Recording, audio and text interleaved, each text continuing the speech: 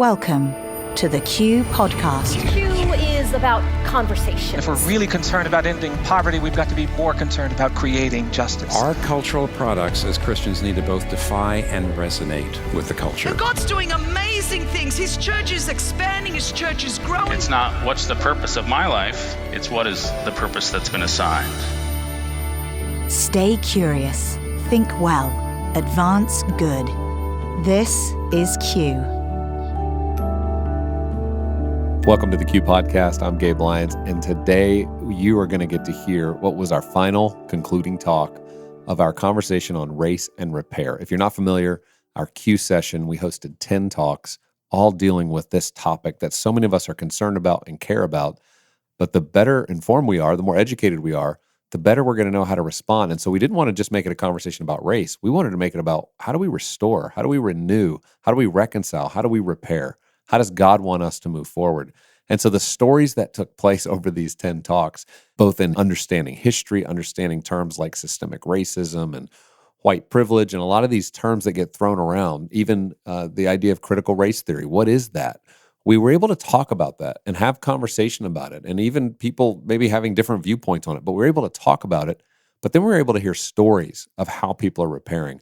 And then we concluded the time with David Bailey, who is my co-host and helped me organize this event. And he's the leader of Arrabon, which you can learn more about his organization at arrabon.com. But he gave this talk to really just help all of us be encouraged that we each can make a difference in this if we think long term. So I want to listen into the talk, and then I want you to hang around, because then I'm going to talk to David and we're going to unpack this talk further and hear some of his insights about how do we apply this practically and personally right now. And so listen to the talk and then hang around for a conversation with David.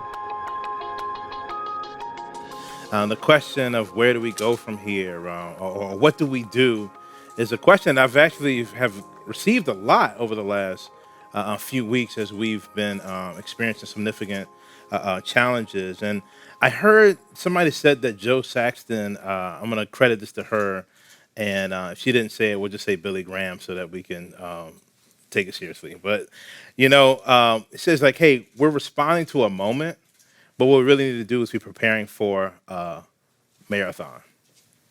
And where do we go from here is there are some things that we have to respond to in this moment, but then there's also some things that we're going to respond to in a marathon. How do we prepare for a marathon? And so in this moment, I want to just take, hey, what do we do today? In one day, what is something that we do to begin to deal with race and the concept of repair? The first thing is that we need to listen. We listen to God. Hey, God, what are you saying? Let me just pause. I know there might be some things that I've been taught the way I should believe, and some ways I've been thinking for a really long time, but actually, let's sit in silence and ask God, hey, God, what do you think? Let's listen to our neighbor, particularly our neighbor that is different than us, that brother or sister that you may not know, or even that neighbor who you might not know, but try to listen to see what is it they're saying, and particularly listen with your heart.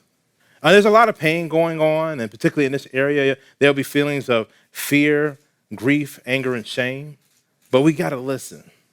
And you also need to listen to the state of your soul. There's some pain that you might be experiencing, some grief, some anger, some shame, some confusion, some being overwhelmed, but sit with that before the Lord. If we do not allow ourselves to be formed spiritually, then that's a formula for trouble. So in one day, you can listen. In a week, you can begin the learning process. You can get the chance to read some things that you would have not normally known about until this particular moment. Or there might have been some things that you heard about that may have caused you to pause in this particular talks that happened today. But take a moment and listen and to learn. You can start this within this next week. But then in a month, over this next 4 weeks, begin to take inventory. Take inventory of the assets that you have, the resources that you have, the relationships, the finances, the skill sets. Also take opportunity of the inventory of the opportunities that you have. What are the opportunities that we could see, that begin to see as we learn about race, as we listen, as we take inventory? What are the opportunities that we see? But even we should also take inventory of our own poverty.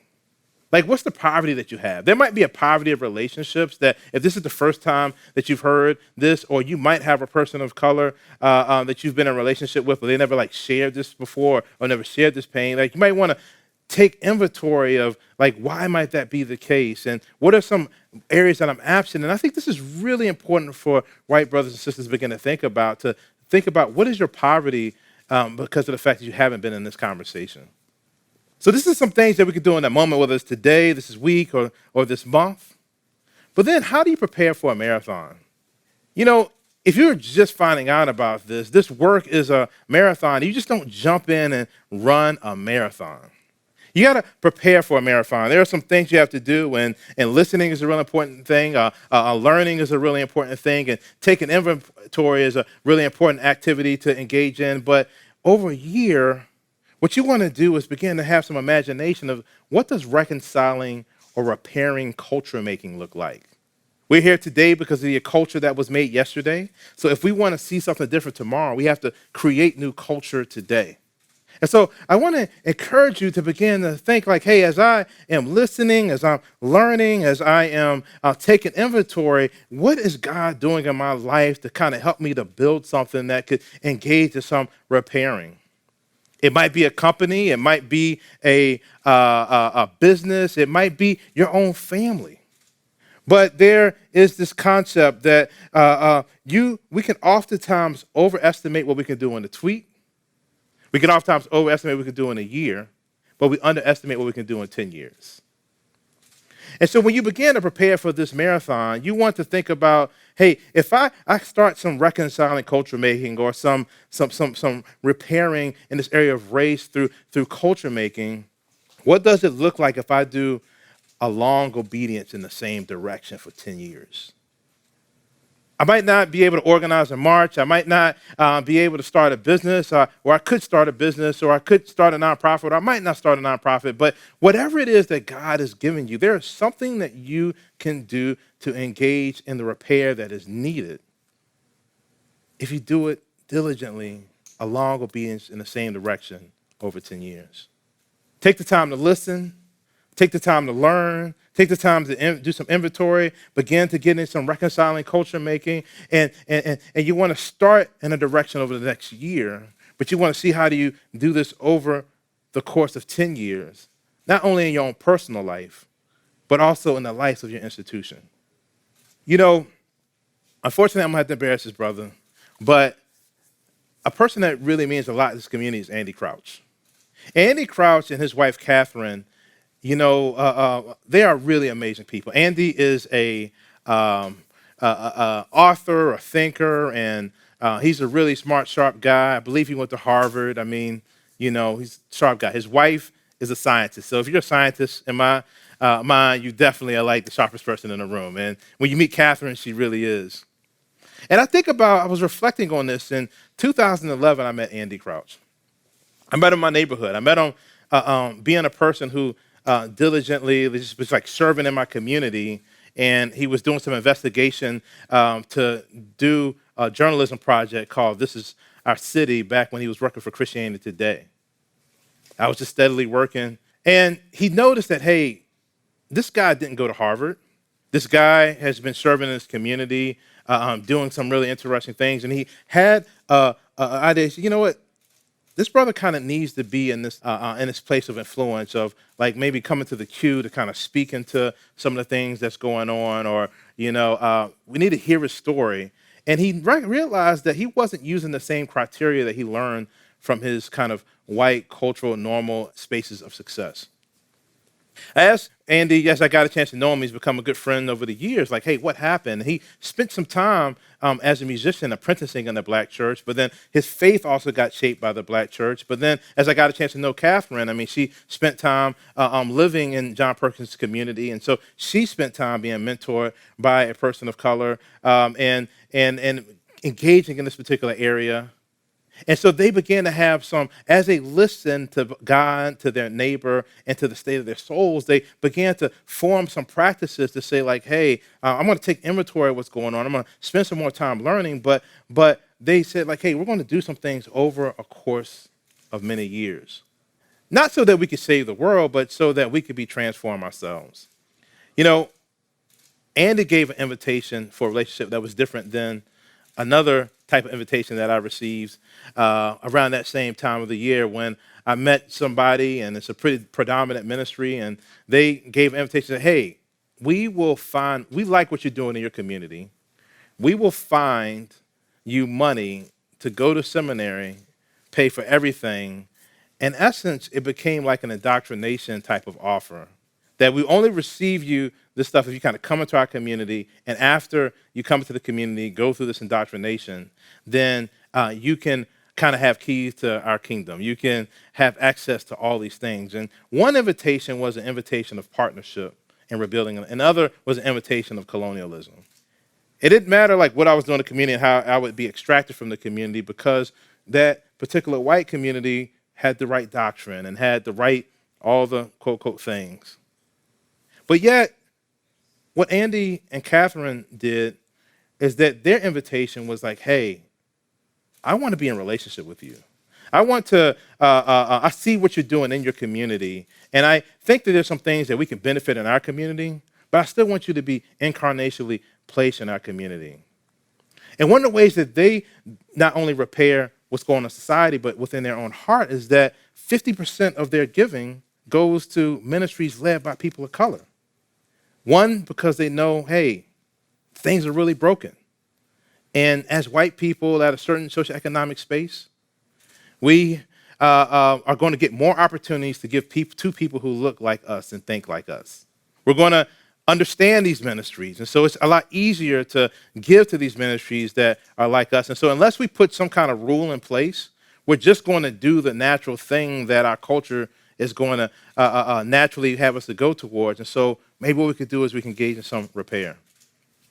You know, at the time, I mean, the Q conference is not a cheap conference now, but it was like way more expensive. And I was like, what's a Q and why is this thing so expensive? And one of the things that Andy and Catherine did was they said, hey, this is not a diverse space. So we're going to pay a certain amount of money to buy tickets to diversify amongst gender and race. And when they gave, they said, hey, you don't owe me anything. You don't have to come and say thank you. You don't have to come and talk to me. All I want you to do is just get there and pay it forward for somebody else. Let us know who else we could do this for. And so these are silent practices that they do for their own spirituality, but then also for their repair and how they can begin to do both not only personal work, but institutional work. So I just want to encourage you that as you take these ideas, that you begin to think through these things, ask the question, hey, God, what is it you're saying? Neighbors, let me hear you from your heart. Soul, what's going on inside? How can I learn more? How can I take inventory of not only the assets I have, the opportunities I have, but also my own poverty? How can I engage in reconciling culture making, not only from a year from now, but over this next decade?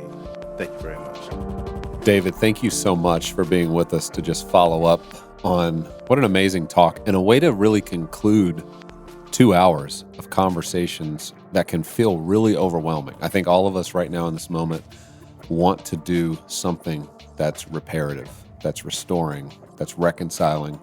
But you can get overwhelmed by, where do I start? What do I do? And I feel like you just left us there going, you all can do something, but you got to be thinking long term. I love this quote you said, there are some things that we have to respond to in this moment, but then there's also some things that we're going to respond to in a marathon. And that kind of long-term view has always shaped the way we're trying to think about Q and our work over decades, not just over the next year. And so I just appreciated you bringing that. But as you look back just on that commission to us, what are some of your reflections on this idea of the marathon and why that's so important to keep in mind as well? I mean, I think first of all, is that, I mean, we just overestimate what can be done in a year. And I think, we're in a microwave generation and things have even gotten faster. Microwaves have gotten even more efficient, Yeah.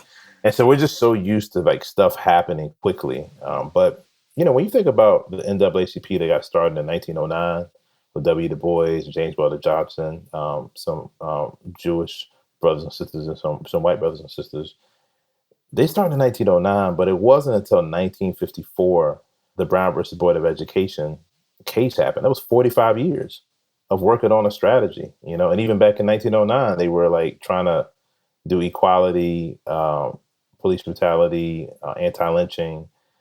And it just takes time. Dr. King was 13 years, of like public ministry in the ways that we think about it and remember. And most of it, he spent depressed because he didn't think he was doing anything. And so I think that historical view is really, really important as we try to do our little piece in this greater story. Yeah, I love taking a view of history and really sociology, like how things change. Like they take time and it takes intention, and it usually isn't recognized really till after your life's over many times. I mean, we look back and see these heroes of the past, but when they were living, people didn't always recognize them as such. And I think there's an integrity in that as well that helps you see just the long line that you're walking out and keeps you steady, gives you a good pace, but helps you stay living out of conviction, not just out of the heat of the moment.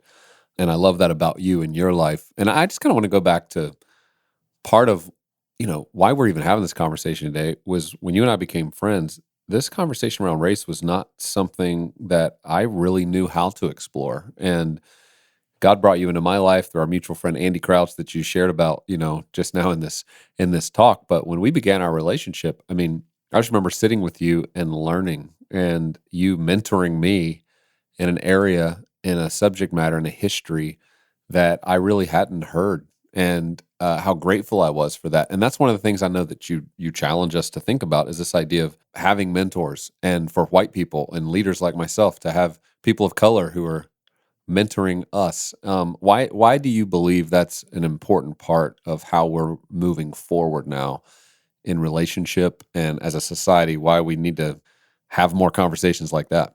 Yeah, part of the deal of this is, right, like as a person of color, I'm going to always have a white teacher, a white mentor. There's going to be a rare case where somebody's going to grow up in America and not have that. And so I'm by naturally going to have to learn how to be bilingual, culturally bilingual, and probably multilingual. But, if generally speaking, if you're white, if you are, particularly at a certain education level and socioeconomic space, you generally don't have to have a mentor to see the world in a different way. And so you end up having these confirmation biases. You filter the world through the way that you see the world, and it's continued to be reinforced more and more and more. And so that is something that is really key, because we all have blind spots. So like if we have a Christian anthropology, a Christian way of understanding humanity, we know that we all are made in the image of God and have a gift to offer. But then we also know that we all are fallen, and so that there's going to be some blind spots that we have.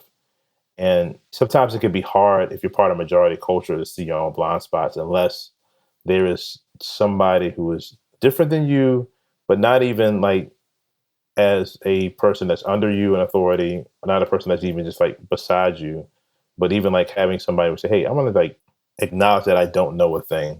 I'm going to sit under somebody's leadership and learn from there. And there's so much that can be learned in that type of posture. Yeah, I shared this during the event, but one of the things you did that was so practical was you looked at a book I'd written in 2010 called The Next Christians, and you did a bit of an audit on it, and you read through it, and you helped me understand the ways in which I either was not acknowledging people of color enough, or when I did, it was in certain ways or certain circumstances that didn't always position a non-white person in a light that would see them as the leader, the hero, the one accomplishing the significant task that maybe I was writing about. It was very convicting, but it was also very helpful, because if we don't have friends in our lives who we open ourselves to say, hey, will you help critique this for me? Like, I need perspective that I'm not getting. And that began a journey to where the next book I ended up writing, I had you read it. I had you fully engaged in helping me make sure I would not make that mistake again, and that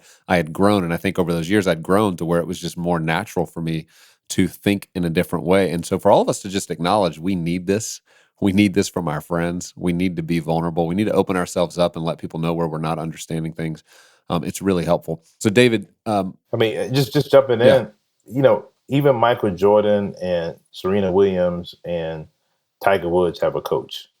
You know, like, Right. you know, the greatest athlete that you can think of, you know, has a coach and has a team of trainers and, you know, folks that, you know, help them and empower them. And I think it's important I mean, that's a general disposition in my life that I try to always have a coach, a mentor, somebody I'm submitted to, but particularly in this area where, you know, if you're an adult, established career, white person, and you just now starting to understand some stuff about race, then it's like, I said, give yourself permission to be ignorant and understand there's a whole lot of reasons why, but don't feel like, hey, I had to figure it all out by myself, or I need to like know all the answers. Like, get a coach, you know, get somebody and a professional coach, like not somebody that, like, all people of color, they definitely they're an expert in their experience and they know the experience, but they might not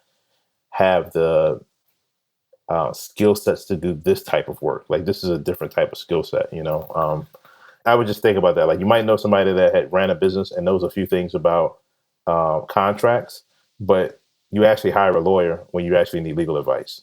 And that's the same thing that I would really encourage, that, yeah, there was a friendship, but there's also like a professional element that is going in that I want to encourage the listener to think through in this way.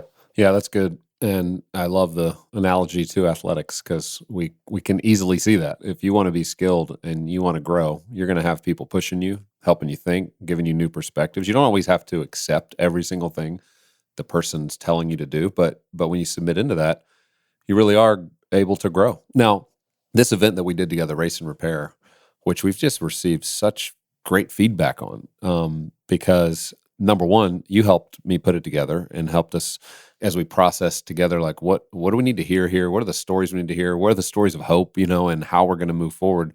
But also co-hosted with me. And that was just a fun experience. First time we've done that together.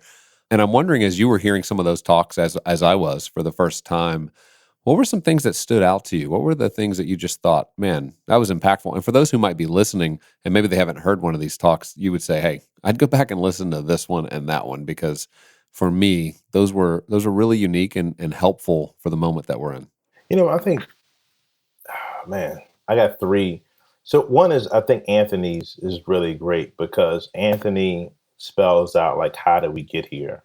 You know, particularly folks are like, man, we made so much progress in the last 50 years. And you got to think about where we started 50 years ago. Like, it was okay to sick dogs and water hose on people. Like, you know, like, that's a pretty low bar, you know?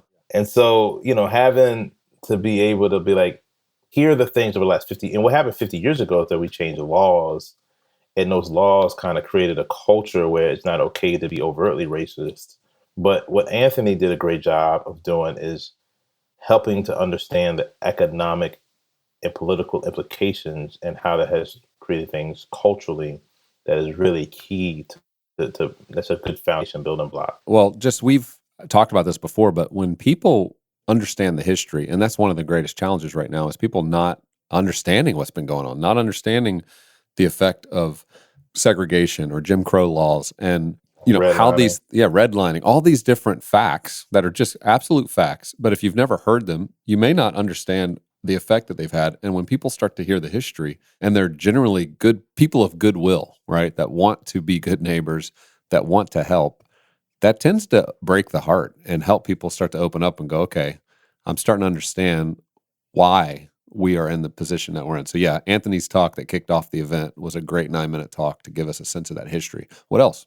The second one was, I thought Michael Emerson's talk was really, the interview, it was really more of an interview. That interview I thought was very helpful because, you know, particularly in theologically conservative circles, there's a lot of, we live in a cancel culture. There's a liberal cancel culture and there's a conservative cancel culture. And so if you say certain kind of words, then it's like, okay, then it means this. And then therefore I have the permission to shut my brain off and dismiss everything else that this person is saying.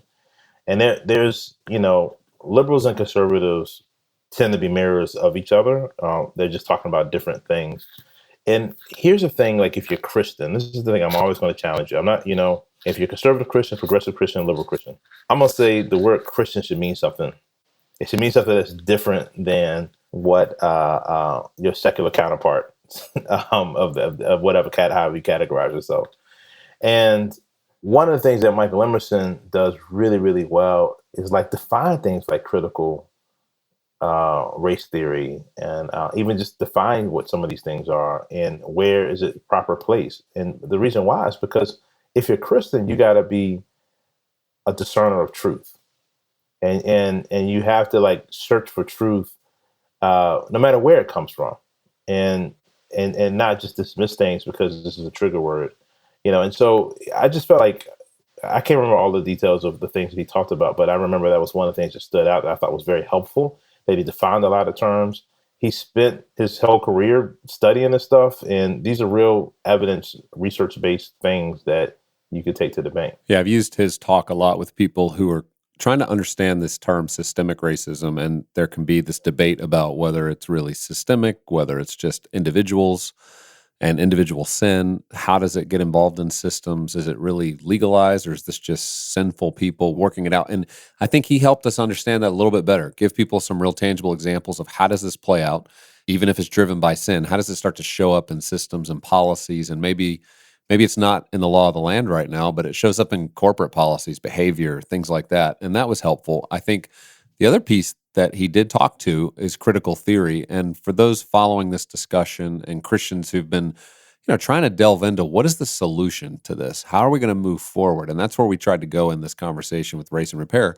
He helped define better the idea of critical theory, and specifically critical race theory, and how it helps point out problems and challenges and helps us see some of the areas in which maybe people never would have awakened to, that were systems and structures of oppression and people that are being oppressed, but also, acknowledge that it doesn't always point us to the right solutions in the same way the gospel does. And so I thought that was a helpful articulation for people serious about trying to work through this. And you said you had a third one. What was your third one? I just really appreciated both Don Flo and Paige, just folks that like, hey, we actually are creating culture, and how we're going to implement this in the things that we do. And I think there's, Q has a wide audience of people who are influencers, people who are like culture makers, people that own businesses, that are entrepreneurs, people who have nonprofits and churches. And if you could implement these things in your practices, like go do that, not if you can, like make a choice to, and follow the Lord in this. And it was good to see and hear testimonies of people who've been doing stuff for 20 plus years in this direction. And so it's like, hey, you might be like, oh man, I'm late to the party now. Well, it's like, all right, let's see. What if you make an intention to do this over the next 2 to 3 decades and see what happens, see what God can do. And I really appreciated that. Yeah, and thank you for bringing Don, because I had not met Don before, but you had told me his story and I'd heard it from other people. But to hear him talk about the way he operates his dealership, I mean, it was very practical. Tons of employees, policies, and he realized this specific problem that Michael Emerson had pointed out earlier in the event about how people are treated differently based on their gender and race when they come into a car dealership. And it's ultimately a black woman that ends up getting the worst deal at a car dealership. And so he restructured the way in which they were going to make a difference there, and they were going to change that within their dealership culture. And it's helped them grow their business, and people trust them more. And so it was a great example of how these policies can start to play out, become part of normal behavior, but you have to confront them, you have to challenge them, you have to see them, and you have to do it creatively, and there's ways to do it. And I think right now that's what people are wanting. What do we do? How do I take the thing I'm stewarding, the thing I'm leading? How do we make sure that we're moving in the right direction in this long marathon that you pointed out? Just in conclusion, David, I think people are going to go back and watch the event and better listen to these 10 different talks, and they got a little taste of it hearing yours. But what are you having some hope about right now? Because I know in your position, you're a leader who have people like myself that you've been mentoring. You've been helping think through their organizations, their colleges, their institutions, their at every level, like how they can do better, how they can be better, which can tend to make you tired, right? I mean, because you're pouring out a lot right now, but I know this is your calling. And as you've been doing that these last 6 weeks, when the intensity has really pushed up, where are you seeing some hope? Where are you seeing some light in this discussion? Because I think if we just were to listen to news media and take in some sources, we would go, well, this isn't getting any better. There's more division coming, more frustration. But I want to hear from you. Where are you seeing some hope? Well, I do this stuff, like you mentioned, whether the news cycles is happening or not, and we started back in 2008. So one of the things, the practices that I do in order to do this in a sustained way is I don't spend a lot of time looking at media sources. Like, I don't spend a lot of time on social media. I don't spend a lot of time checking out the news. Particularly like quote unquote news really isn't news anymore. It's entertainment with some information, but it's a business trying to cultivate a particular people group and worldview. And so I find myself like just trying to get out the fray. And it's not that I'm actually not informed. I mean, anything that I hear about or I might read a headline, I actually go and I try to read more deeply. So anything that happened today, it just didn't happen today. It was years in the making, right? Or there's a longer story to it. So I try to read deeply about those things.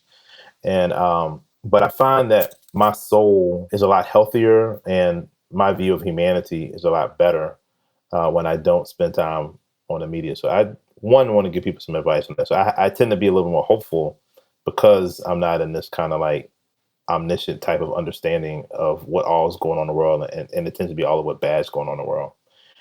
My other hope is the fact that this is just the tone of the conversation, the type of people who are interested in having this conversation and trying to do something beyond like let's talk about it and like feel good about ourselves. Like people actually trying to move towards action that I think is hopeful. Like Rush Limbaugh went on The Breakfast Club. If you know who Rush Limbaugh is, you probably don't know who The Breakfast Club is. Yeah. If you know who Breakfast Club is, you probably don't know who Rush Limbaugh is. Right. And like, The Breakfast Club is the #1 radio station led by Black and brown millennials. And Rush Limbaugh is biggest radio personality, conservative radio personality. He went on to apologize and show empathy for George Floyd. And so the hope was he actually went to do that. The challenge was when he got on there, he didn't want to question some of his own biases. And it was hard for them to have a conversation. So I guess my third piece of hope is that like it broke down because folks weren't willing to kind of look at the speck in their own eye, right? And I think my hope is not necessarily even in Christians per se, but hope in the kingdom of God and Christians living out the gospel in this area. And one of the key things when you live out the gospel is that if there's anything wrong, like I could point something out wrong to you and you could do the same thing with me, but God says, hey, do some self-examination first. And that puts us leads us to like the Holy Spirit to be able to do some work, to be able to help us to see things that we wouldn't normally see, take the speck out of our own eye before we try to take the plank out of our own eye before we try to get the speck of somebody else's eye.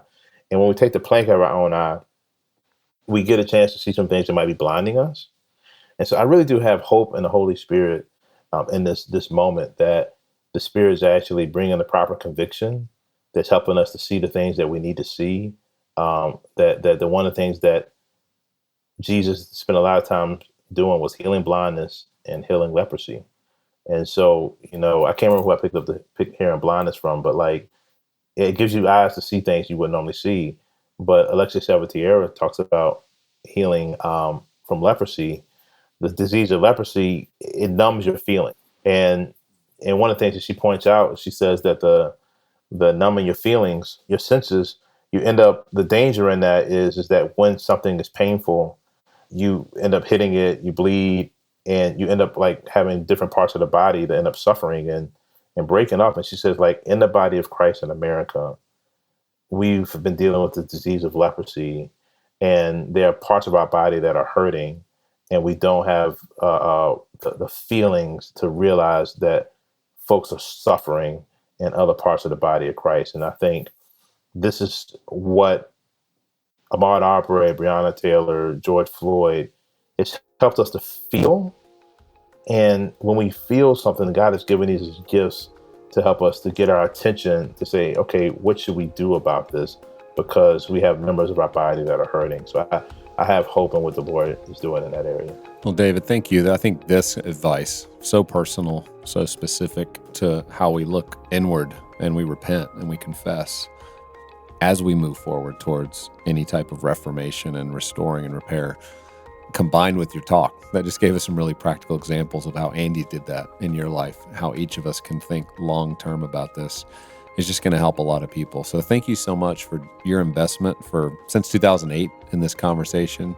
And I appreciate the way in which you've led Arrabon, and you've helped so many more people and leaders start to awaken to all the ways in which we as Christians in the church have a specific obligation in this area, maybe more so than other people, to be a part of making peace and healing. So thank you. Likewise, brother. Glad to be on this podcast. I hope you enjoyed getting to hear not only the talk, but just this conversation with David and the way in which each of us has a role to play. What I've always loved about David and our friendship is his patience. Someone in his position doesn't always have to show this kind of patience, but he's had such willingness and long-suffering, really, to work through some of these tough topics, some of these areas in which many people have just been ignorant, to better understand. And I just love that God's called him to that. And I think you can hear that when you hear him talk. But I also want to encourage you, this is a perfect time for you to gather your family, your friends, maybe it's your small group, and come together and watch these 10 talks in a row. I mean, it's 2 straight hours of David and I walking people through this conversation on race. And if you're new to the conversation, or maybe you care deeply about it, but you don't know what the way forward is, and you're confused about how we as Christians should approach this, this is going to give you confidence to know how to move forward. We had people like Latasha Morrison, best-selling New York Times author, Michael Emerson, as he said, who wrote this book called Divided by Faith that so many people have read, Trillian Newball, Duke Kwon, Greg Thompson, and so many more that were helping us start to see the way forward. So you can learn more about this and watch it for free. This costs you nothing at qideas.org/sessions on our Q Media platform. And the reason it costs you nothing is we're giving you a 30-day free trial. So when you go to qideas.org/sessions, register, sign up for that free 30-day trial. It won't only give you access to this entire 10-talk, 2-hour session, but you'll also get access to so many of our talks, our podcast, exclusive content, films, short films, all the content designed for a thoughtful Christian who wants to lead their family well, the people in their church or small group well, and just wants to have a better understanding of our times and to know what to do. Q Media is the place for you. And so get that 30-day free trial, check this out, and then stay on with us. Continue to be a part of this community. I hope you'll share this podcast with your friends. Feel free to leave us a review and continue growing with us as we all try to seek to be the types of people that are renewing and restoring our culture with the help of God. Hope you have a wonderful week.